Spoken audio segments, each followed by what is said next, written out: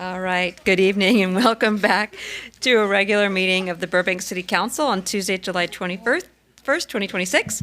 Today's study session item is a discussion of the draft Golden State Specific Plan Policy Document. We do have all of our council members. We're just waiting on them, but they will be here in a minute. And I welcome Daniel Villa, Principal Planner, to please present the report. Welcome.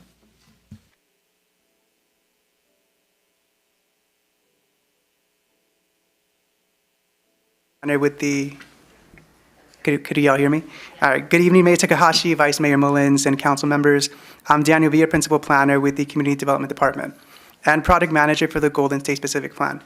I'm joined by my colleagues Vanessa Quiroz and Marcos Fuentes, who have helped also in preparation of the plan. First, I just want to say thank you for your continued support and guidance throughout this process.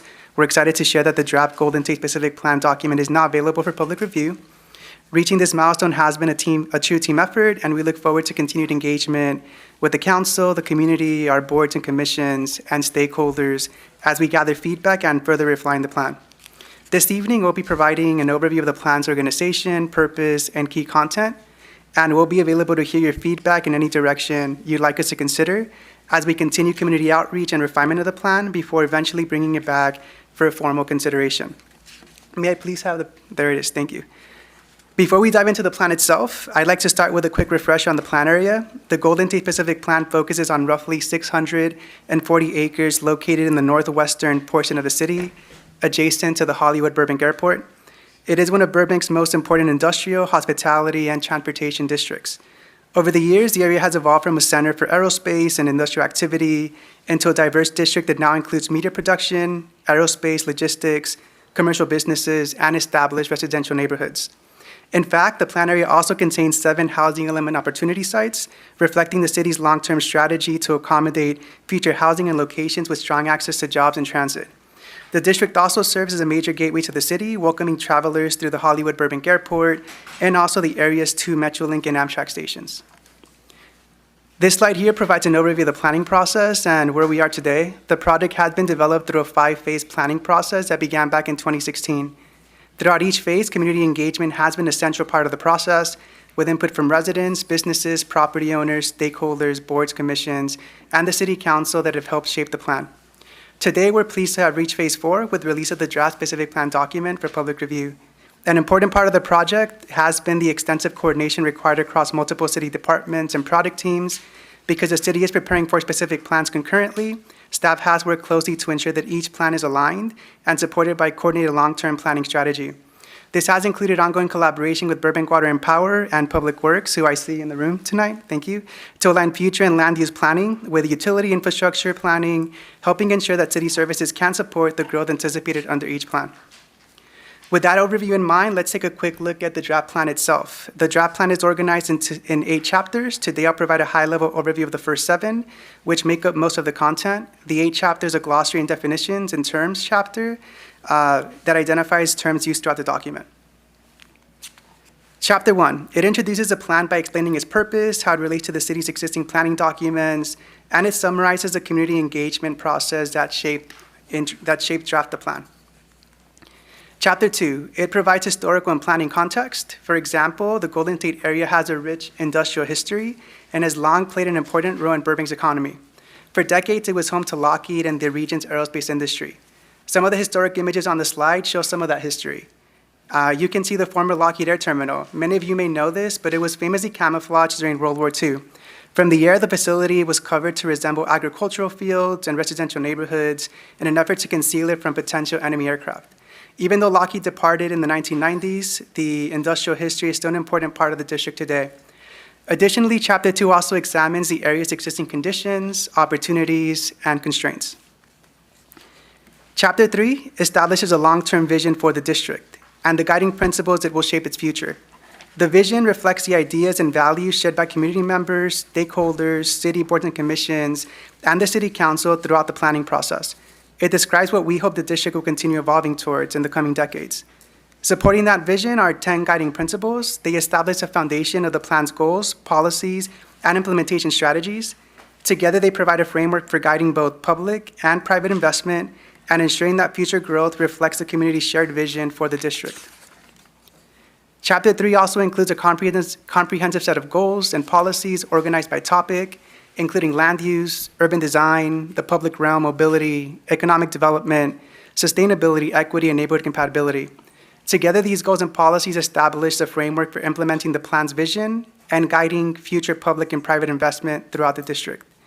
On the screen are a few examples of the plan's overarching goals, which support the city's general plan and housing element by encouraging new housing opportunities, strengthening the district's role as a major employment center, improving mobility, preserving the character of the district, and also fostering a fair and inclusive community.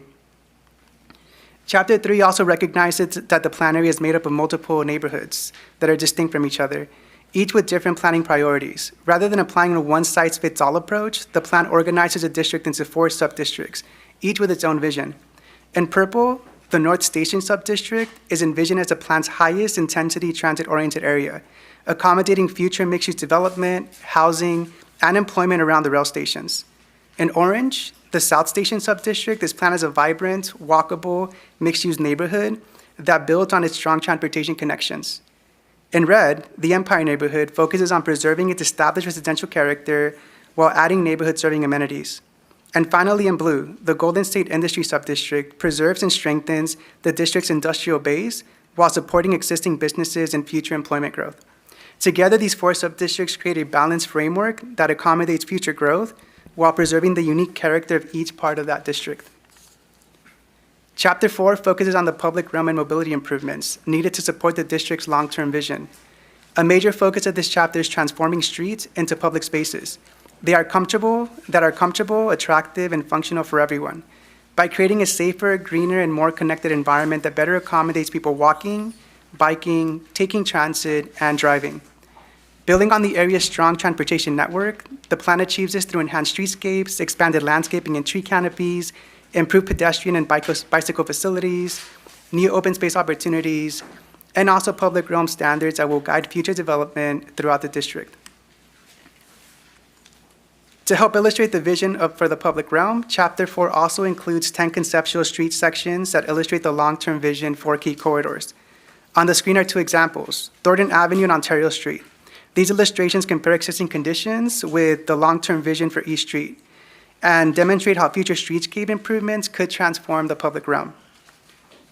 Depending on the corridor, these improvements include wider sidewalks, enhanced landscaping, and street trees, protected bicycle facilities, pedestrian amenities, and green screening, while continuing to accommodate all modes of travel. Chapter 5 establishes the private realm standards that will guide the future development throughout the district. It introduces 5 new zoning districts and objective development standards that implement the plan's vision. The plan includes 2 mixed-use zones, the Golden State Mixed Use, shown in purple, which supports the highest intensity transit-oriented development around the Metrolink stations and the future high-speed rail station, and the Golden State Neighborhood Zone, shown in pink. It provides opportunities for mixed-use and multifamily housing while being thoughtful with the transition to existing residential neighborhoods. The plan also modernizes the district's industrial areas through the introduction of 2 new zones, the Golden State Creative Zone, which supports creative industries, artisan production, light manufacturing, and commercial uses, while also introducing neighborhood-serving uses such as restaurants and coffee shops to provide new amenities for employees, residents, and visitors. And also the Golden State Employment Zone, which continues to preserve the district's industrial base by accommodating a broad range of employment-generating uses, including advanced manufacturing, research and development, logistics, and office uses. Finally, the plan introduces the Golden State Residential Zone. It is similar to the city's existing R4 high-density residential zone. However, it is tailored specifically to the district through objective design standards that reinforce neighborhood character. Building on the zoning districts, Chapter 5 also establishes the objective development standards that will shape the design and quality of future development throughout the district. These standards address virtually every aspect of private development, including building form, building frontage, open space, and parking. On this slide, we've highlighted 2 examples. They include building form standards, which guide the scale, massing, and placement of buildings to ensure new development fits within its surroundings while remaining feasible to construct, and building frontage standards, which focus on how buildings engage the street by requiring features such as entrances, transparent ground floors, and a pedestrian-oriented design that creates a more active, comfortable, and inviting walking environment. Together, these standards help ensure that the future development is compatible with surrounding neighborhoods while creating a more walkable and attractive Golden State district. This section establishes a maximum development intensity permitted throughout the district. For residential development, the plan establishes a maximum number of dwelling units allowed per acre. For commercial, office, and industrial development, it establishes a maximum floor area ratio, or FAR, allowed. Together, these standards provide clear, objective limits on future development while implementing the land use framework established by the general plan. Chapter 5 also includes development standards for open space and parking. The open space standards will establish requirements for outdoor gathering areas and amenities that introduce more greenery into the district and create private and common open spaces for residents and employees to gather, recreate, and enjoy. And the parking standards will address both vehicle and bicycle parking. The goal is to right-size parking requirements while improving how parking is integrated into the development through better building placement, landscaping, screening, and enhanced bicycle facilities, reducing the visual impact of parking and creating a more pedestrian-friendly environment. Chapter 6 focuses on the infrastructure needed to support the district's long-term growth, including public facilities and utility systems such as water, sewer, and power. Throughout the preparation of the plan, the product team has worked closely with Burbank Water and Power and Public Works to coordinate future land use planning with the city's long-term infrastructure planning efforts. This chapter is still being finalized and will summarize existing system capacity, identify any needed infrastructure improvements, and also ensure that the plan is supported by the city utility planning efforts. Chapter 7 focuses on how the vision established in the plan will be carried forward and implemented over time. The chapter identifies the key regulatory actions, city programs, and public improvement projects needed to support the plan. It also identifies potential funding strategies and sources for improvements that may not be completed through private development alone. The Golden State Pacific Plan is also undergoing environmental review under the California Environmental Quality Act, also known as CEQA. As part of that process, the Environmental Impact Report is evaluating the growth forecast associated with a preferred project, as well as several other project alternatives. One of those alternatives is what we are calling the Sustainable Infrastructure Alternative, which was developed in close coordination with our utility partners to ensure future development remains within the capacity of existing and planned utility infrastructure. We are currently finalizing the draft Environmental Impact Report and anticipate releasing it for public review this fall. Following the public review period, the EIR will be finalized before returning to the Planning Commission and City Council for consideration alongside the specific plan. To wrap things up, the draft specific plan is now available for public review, and staff will continue engaging the community and stakeholders throughout early October as we continue refinement of the document. We anticipate releasing the draft EIR for public review this fall before again returning to the Planning Commission and City Council for formal consideration. In closing, the Golden State Pacific Plan establishes a long-term vision for one of Burbank's most important districts, providing a framework to guide future housing, employment, mobility, public investment, and industrial preservation. As we've discussed, this is still a draft document, and we will continue refining it through community outreach and public review over the coming months. This evening, we're simply looking for any initial thoughts or feedback you may have. There will be additional opportunities for the City Council to review the plan and provide direction before it returns for formal consideration. That concludes staff's presentation on the draft Golden State Pacific Plan. The draft plan is again available online at www.goldenstatesp.com. We also have printed copies available at City Hall, the Planning Public Counter, or we will have printed copies tomorrow at City Hall, the Planning Public Counter, and all Burbank Public Libraries. We encourage everyone to review the plan and share their feedback throughout the public review process.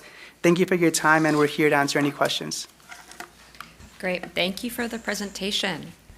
Council, do we have any questions for staff?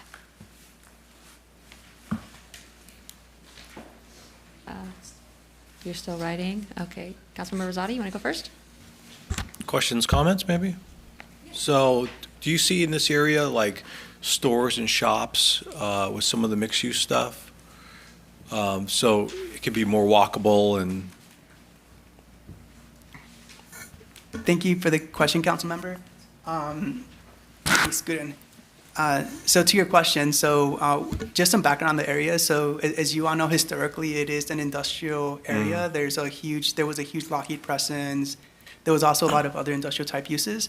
And right now, we're trying to catch up with zoning, with updating the zoning to reflect changes that are happening and what we want to see in the future. For example, along Empire Avenue, I began here as a planner in 2015, and I always wondered, like, why don't we see more retail type uses, more restaurant type uses? And one of the reasons is because Empire Avenue between Hollywood Way and Buena Vista, it's zoned industrial. So even though it functions as a corridor and it reads as a corridor, and it's next to residential, we just haven't rezoned those areas like we're doing now to be able to allow for what you mentioned, some of those neighborhood serving uses, whether they'd be coffee shops, whether it be small retail, whether it be maybe even a grocery store on some key areas, maybe where the old fry site used to be. So the hope is to provide neighborhood serving uses. One of the things that we heard a lot from not only residents in the area, but also people who work there, they mentioned that a lot of times they find themselves having to drive to the Empire Center, having to drive to downtown Burbank, Magnolia Park, when a lot of times they just want to walk somewhere. They want to be able to go and walk to a coffee shop or a small little restaurant. And I'll quote them, they said you could only go to Panda Express so many times before you don't want to go there anymore. Yeah. And just looking over the plan, I think, to me, the key is in this specific area in neighborhoods is Chapter 4, the streetscape, softening that area with larger sidewalks, tree canopy, and I think a really good example is I was here for the FIFA fan zone, and then I was walking on First Street where the village is, where the First Street Village is with the large sidewalks. Then right across the street, you got the collection with no sidewalk. And it's just such a different visual and just a different feel because you got the benches and the trees right across the street, and then on the opposite side of the street, it's just kind of ragtag. So I think item number 4, chapter 4 is probably the most important, especially for this neighborhood, for just softening and kind of make it feel, neighborhood-like. So, but I appreciate the effort and the work. I know this one's probably a difficult one to tackle, but I think it's probably the one that's going to bear the most fruit because there's so many different things you can do in that location. So, and I think it'll be a good entryway as far as cost goes, whether it be renting or selling, if somebody was going to build a project. So thank you. Yes, Vice Mayor? I finished writing down. Thank you, and thank you for the presentation. I'm just wondering, with the number of housing units that was determined that we're going to put up 4,000 units, how did we come up with that calculation? I mean, I know we have on the site now, Fry's, we know how many units will be coming up, but the rest of the units, how did we figure out exactly 4,000 units? Thank you for the question, Vice Mayor Mullins. So just quick background. So initially, when we began working on the plan, we were looking at how we can rezone property to meet community expectations, what the community wanted, also balance that with the needs for more housing given City Council's goal for 12,000 units by 2035, and also the housing element needs. In working through that, I would say initially we were looking at a preferred project that looked at a higher unit count. We were initially looking at about 9,000 units in that area. And then in working with our utility partners, Burbank Water and Power, and also Public Works, specifically sewer, we realized that we needed to scale that down a little bit. And the main reason for that was to be able to stay within numbers that could be met within our utility capacity right now. So in working with our utility partners, we were able to establish numbers not only for Golden State, but also for Media District and also for downtown Burbank that collectively stay within those numbers that allow us to build out this development over the next 10 years by 2035. So it was just decided that we can put approximately 4,000 units, but we have not identified exactly the specific locations, or it doesn't mean that we do have current applications that perhaps gave us those numbers, and that's why we included them in our specific plan. Councilmember, I would add that it was a combination of both. We looked at a combination of what we already have in terms of on the pipeline, and also we looked at a combination of what we believe we can have in the future with rezoning of some property. Okay. In regards to the industrial use in that area and converting them to perhaps more mixed flow and housing, would you say that this can cause an increase in unemployment from the industrial use, or you would say that would actually generate more employment because of, as Councilmember Rizzotti mentioned, this will actually create more business opportunities? I think it's the concern of saying, well, if you're getting rid of some industrial use in that area, so what do we do with the employees, or is that going to reduce employment in the area? Yeah, so Vice Mayor, one of the things that I will say we've been doing in the as part of the planning document is when looking at the rich industrial history, we were aware that this is one of the few pockets in the city in which we allow industrial. I think the other pocket is over by the 5 and I think Alameda by the Home Depot side. So knowing that it's one of the few pockets where we allow industrial, we were aiming to strike a balance between rezoning for housing and commercial in areas where it makes sense, while still preserving a lot of that industrial ability in areas where you're somewhat buffered from residential uses. And you'll notice because of that we primarily identified most of the housing opportunity sites or areas for housing along some of the Metrolink stations. Having said that, to answer your question, is there going to be an increase in unemployment? I would hope that this plan is successful and we see not only housing but also commercial activity that allows for additional jobs.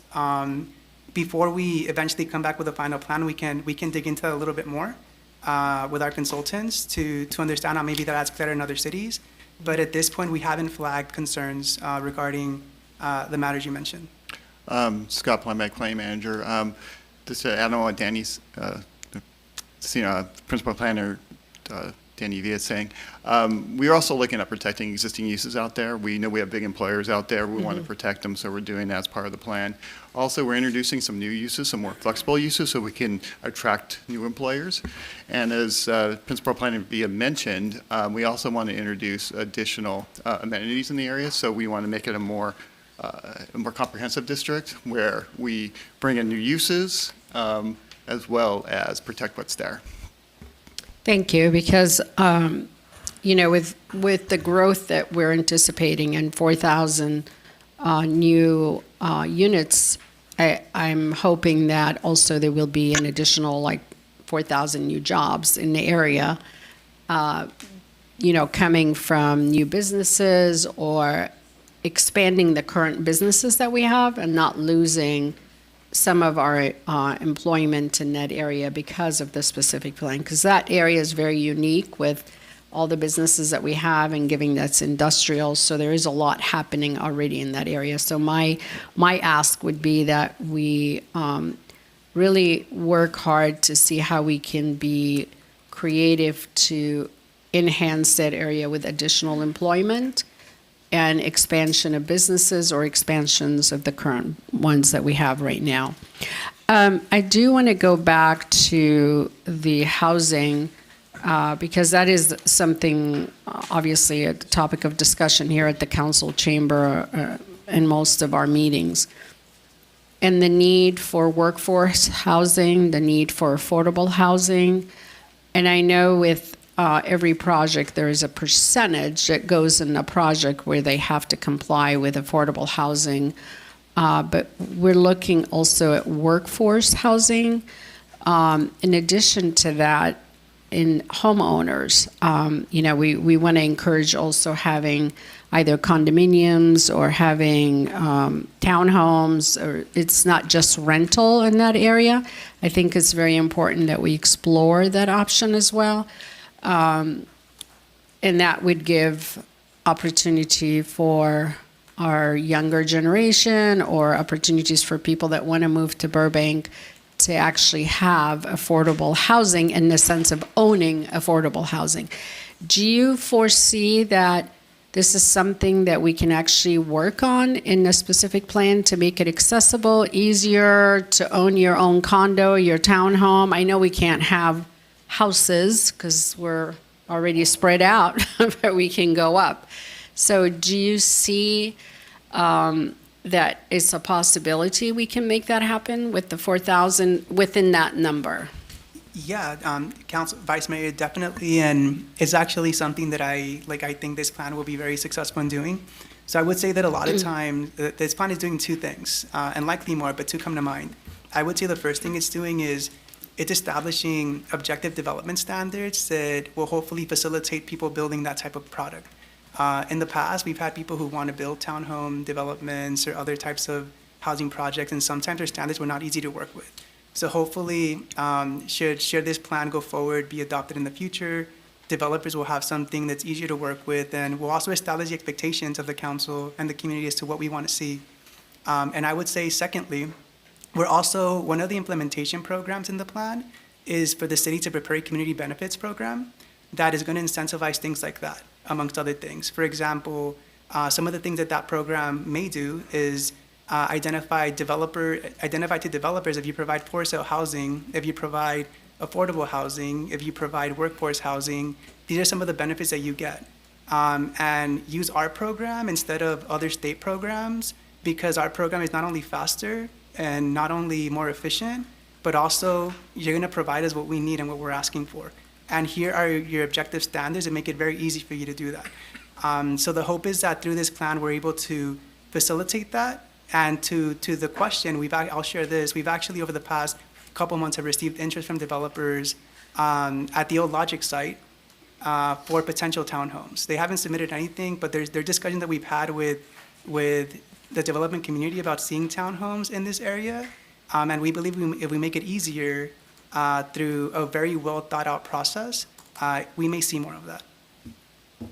I am so pleased to hear you say if we make it easier, not to, violate our policies and codes, but it's in our hands to exactly provide the incentives. And if you have a developer who wants to put 100 units in a rental, but one that wants to put workforce or, own condominiums or townhomes, I prefer personally that we focus on that, so we allow people to own properties in the city of Burbank, because that's the need of what we hear from the residents. They really are desperate to have something they can own here in the city of Burbank. One last question that I have, and that relates to the actual neighborhood protection. And I know you touched on it in your presentation, but given that amount of residential units that will be up, that could cause also an extreme concern for the residents in that area, given that the impact on the parking, impact on traffic. And so what does that mean in your mind or in your profession? How would you provide that protection to the neighborhood who are people going to be moving and living next to each other, and making sure that we have an access parking and access traffic flow that is not causing jam in that area?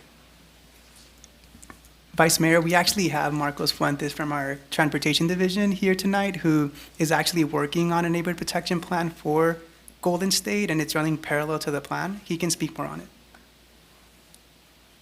Thank you for the question, Vice Mayor Mullins. Marcos Fuentes, Senior Transportation Planner with Community Development Department. As my colleague Daniel Villa mentioned, the Golden State specific plan has an action item which is to develop a neighborhood protection plan for this neighborhood in order to both protect the neighborhood and also the livability and character of the residential areas. We are currently developing that plan. We're in the early stages of looking at collecting data, looking at the existing conditions, and from that, we'll develop a tailored toolkit of treatment plans, similar to what's been done in other parts of the city, like most recently in Rancho Providencia, for example.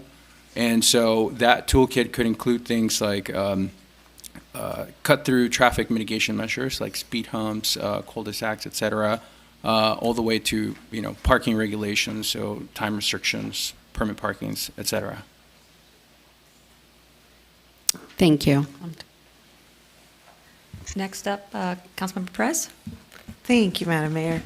I think the first thing, I'm going to do a little bit of comments/questions. I do want to agree with my colleague on the mixed use piece, and specifically be so great to see supermarkets or some form of fresh food for folks. The Panda Express comment is not lost on me, and I think there are very few stores and locations available for fresh food up in that specific area, and we don't want to see a food desert kind of continue up there. So anything we can do to incentivize that. I know you're limited in specifically who applies and what goes in there, but the same way we look at ways to incentivize for sale housing, I would really appreciate incentivizing fresh food options for folks. The other thing that caught my attention specifically in this area is it looks like half of the hotels in this area have been done through a development agreement. Have we looked at the possibility of approving all of our hotels through a development agreement in this specific plan? Is it working?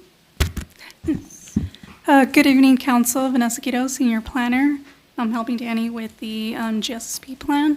Currently, the GSSP is proposing hotels under a CUP process. So it's still a discretionary process where the public, it goes before the Planning Commission, the public can provide input and can be appealed to the City Council. So that's the consideration that we proposed under the specific plan for this particular use. And have we looked at the possibility of the development agreement, just because it looks like that might be some benefit for us? Yeah. Good afternoon. Fred Ramirez, Assistant Director. We did look at development agreements and plan developments. However, typically that process is used when you don't actually have a designated use or a conditionally permitted use. And by applying the conditional use permit process throughout, it actually provides a more direct and transparent process for the review of hotels. And if someone feels aggrieved by the decision of the Planning Commission, it can appeal it to the council, so the council could have ultimate decision-making power in that instance. But the CUP process would analyze the project, determine its impacts to the site and adjacent uses. And as you've seen in the prior specific plans, we're using the same approach as far as the conditional use permit process to consider all hotels. Do you have a follow-up? Oh. Go for it. I saw your, go for it. No, I just wanted to confirm, because I think, I'm not sure if it was Mr. Ramirez or you said it, it's still, a CUP is still a way for council to eventually get involved if, in the event it appeals, it comes to us if it's denied by the planning board. So we still have the ultimate decision to make on the project. Yeah, I guess it's a statement, but so I'll confirm Yeah, what you're I'm noting. making it Yes, just- yeah, the okay. process would create an opportunity for public input. It's a discretionary process. The Planning Commission could deny the project. It could approve it if someone felt aggrieved by the decision of the commission in either scenario. It could be appealed to the council, and the council would ultimately have final decision-making ability on the hotel. The difference between that process, which is clearly there's a set of findings that need to be made, there's development standards that need to be established. In the past, when we didn't have that and the council wanted to introduce a new use in a particular zone, the planned development was kind of like the alternative when we explicitly did not have uses that fit within specific land use categories, or where there was a hybrid development that was being submitted, like in the case of mixed-use projects in the past. But now that we've established mixed-use standards or standards for residential, we have established standards, so we wouldn't be doing planned developments anymore. We'd be applying those standards. In a similar fashion, the CUP process is what we're proposing to council. Ultimate decision is yours, but in all three specific plans is to establish the CUP process as the vehicle to consider hotels.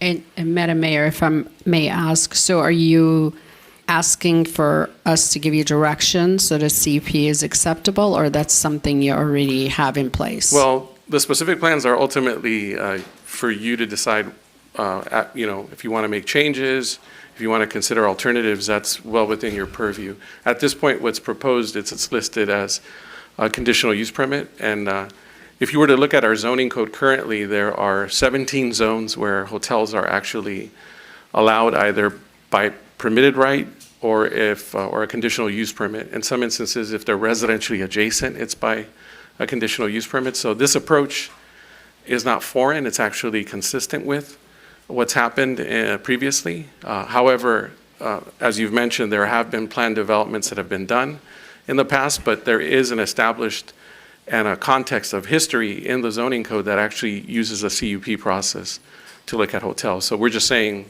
continue that effort going forward in all three specific plans when you consider them. It's okay. It's still, yeah, okay, Councilmember Anthony.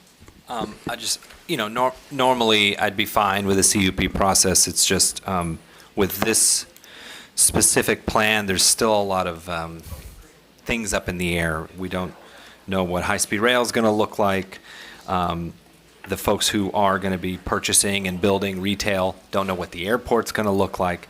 And because it's such a big transit-rich hub, you got 2 Metrolink stations, potentially high-speed rail, full airport.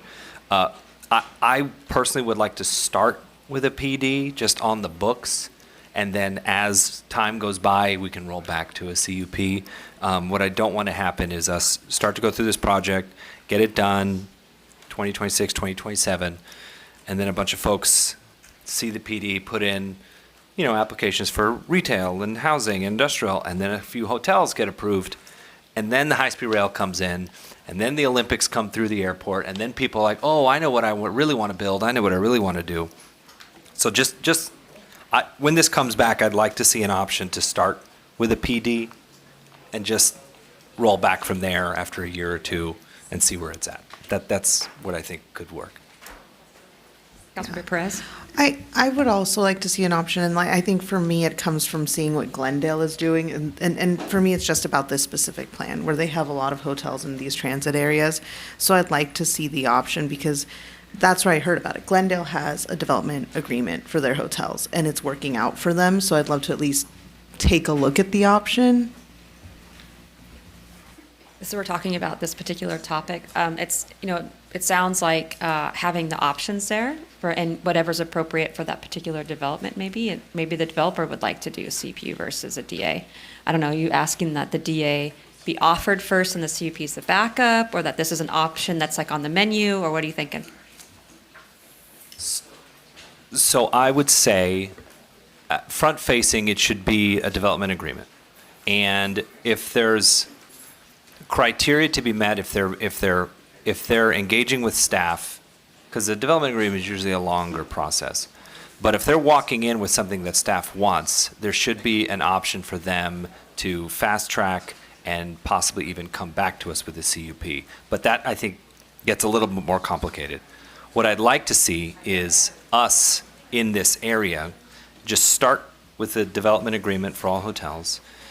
Because of what we're seeing down the line, we don't know what the Olympics is going to do to this airport. We don't know when high-speed rail is going to happen. We don't know, or if.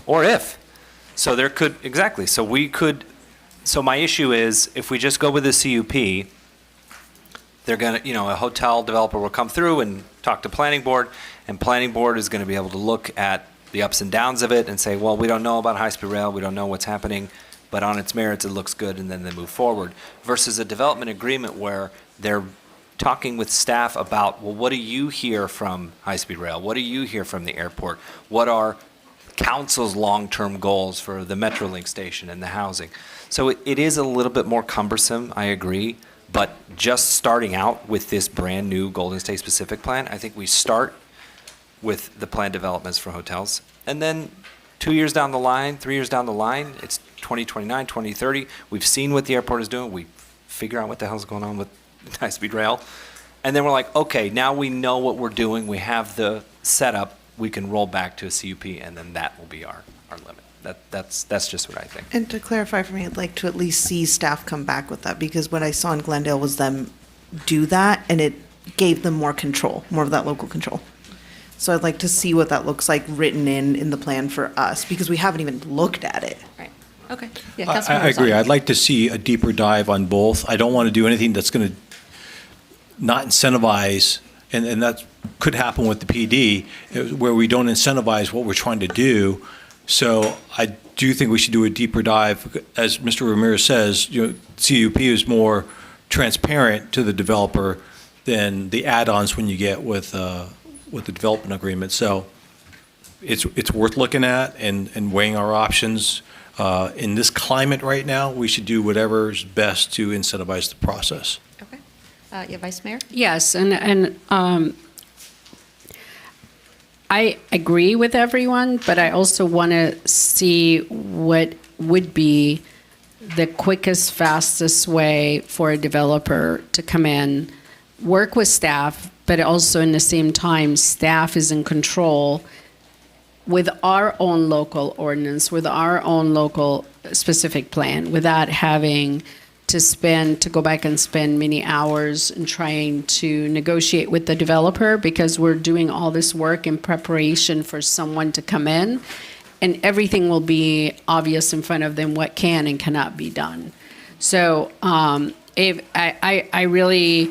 I'm open to either one, if whatever I think would be the most effective, efficient way to get those developers to start on the projects and have hotels or whatever different projects.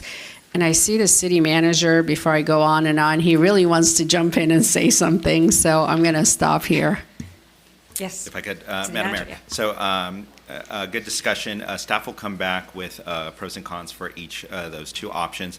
What we are mindful is the when we do goal setting and things like that, council tells staff about streamlining processes, making a business development friendly environment, and then balancing that with protecting neighborhoods and things like that. So for us, still having that discretionary review of the CUP, that is why we're leaving that in, that's why we're recommending that. You still have that discretionary appeal ability, and that's why we're pushing that through. We are worried that we put a very long-term PDDA process in place that may actually discourage that hotel development. So we're kind of worried about that, and we're also trying to meet the goals of City Council as far as streamlining the permit process, which we get told about a lot. So so we will bring back the pros and cons, and you guys could hash it out when we come back and adopt this plan. If I could ask, can we look at the city of Glendale too, and what they Yes. have in place, just to Yeah. study that? Because I would love to see that personally. Yeah, I think there's a couple other cities as well that have that as well, so maybe we can do, not a lot, I know I can see the city manager going, no, look at all these cities, but it'd be just an understanding of, briefly, of why they did it the way they did recently. And also, is it working better for them Yeah. versus a Just CUP? briefly. Yeah, just a highlight if it's working Yeah. or not. Yeah. Anything else? Yes, Councilmember Anthony. I wanted to follow up on something that the Vice Mayor was talking about, incentivizing the construction of for sale. We have a 15% affordable housing requirement on all multifamily in the city, or what is the trigger for that 15%? That's under the Council- general plan, right? Councilmember Anthony, so right now in our Burbank Municipal Code, we have an inclusionary housing ordinance that establishes a percentage of 10% low income, 5% very low income for housing products that are 5 units or more. And that's rentals or for sale? Correct. The requirements are a little bit different for sale, but yes, there's requirements for both. Okay, so let me ask you this. when we're talking about incentives for sale and condos and townhomes, we mentioned earlier violating city ordinance, but we set the city ordinance. Is there a way for us to reduce that number for folks who come in who want to do all for sale projects? Has that ever been discussed, especially in a location where historically we have not had much housing construction? Councilmember Anthony, right now the city is currently working on our inclusionary housing ordinance. It's something that we're currently working through, are going to have outreach for, will come before the council via study session in the coming months. And as part of that process, we are looking at what percentages of affordability make sense, and we can definitely look at and have conversations about whether we want to try to find ways of incentivizing for sale housing through that tool that we have. So we have thought about it and can Okay. continue that discussion. And then on the flip side, have we looked at baking into our code an additional density bonus internally for places, for developers that want to come in and do 100% for sale? Because I think reducing the inclusionary requirement and increasing a density bonus, you get on both ends a real good appetite for a developer to come in, do a bunch of townhomes or do a bunch of condos versus rental after rental after rental. And in the long term, it may seem like we're not tackling affordable housing in the short term, but in the long term, as you get more and more people buying and investing and building home equity in Burbank, that has repercussions far into the future, more than simply getting 5 or 6 units at affordable housing. Councilmember, so the short answer is yes. So as part of the housing element that the city council adopted back in 2022, at that point in time, there was an implementation program that asked that the city look at a community benefits program that, amongst other things, does just what you mentioned. Can we find ways to work with developers, incentivize developers to provide more housing variety of what we're looking for, whether it be larger unit sizes, whether it be more affordable housing, whether it be to what you're mentioning, for sale housing. So we're actively working on that, and are also going to come in the coming months via study session to you all, before you all, to be able to talk about that and how we can potentially leverage that tool to get more for sale housing. Okay. Because I'd like to see some of those options. All right. Thank you. Great. I'll try to be quick because I know we're getting close to the hour. Thank you for the presentation, and again to staff, another well-done specific plan draft. So I have a couple questions also about the plan developments that are already on the map, that are already there. And one of the, on the dwelling units per acre slide, I think it's slide 14, it says that the dwelling units per acre is per plan development, right, as it stands. And one of the plan development is the current, which will soon to be the old airport. Is that correct? Am I reading this correctly on the map? The terminal, or there's something, or is that the Ritzy? There's on the south side near the South Metrolink station, there's a planned development. I'm not sure how far up that goes, but is any of that part going to be the old airport? Mayor, so you are correct in saying that is a lot of that is the current Ritzy, which is currently, I don't know the plan development number, but it is down under a plan development. The reason we left plan developments as plan developments and we did not add FBR and density is because those plan developments actually establish development regulations for what could be built on that site. It is something that if the council wants us to, we could look into further and potentially provide other options should the plan development in the future want to be revisited for whatever reason. Yeah, the reason why I ask is because, not the Ritzy part, but the areas north of the Ritzy are going to be potentially, I think, demolished, right, are going to be repurposed when the new airport is, or the old airport is closed, or is this too far south from that area? This is a little bit further south. Got it, okay. Yes. And then my second question is the 4,000 units number that you gave the vice mayor, does that include the estimates of these planned developments, or is that not included? So those numbers would be separate from that. Perfect, okay, great. And then I have a couple questions about the mobility plan and the street design concept.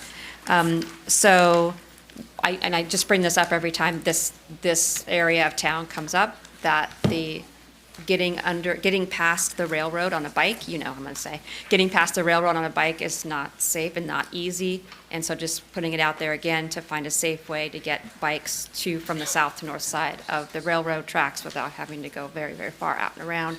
As you know, the Hollywood Way is very dangerous that way. You have to ride in the street to do that. And then I wanted to piggyback also on what Councilmember Rosati said about the front facing of how the streets look. In particular, a lot of folks driving in and out of the airport from both exits.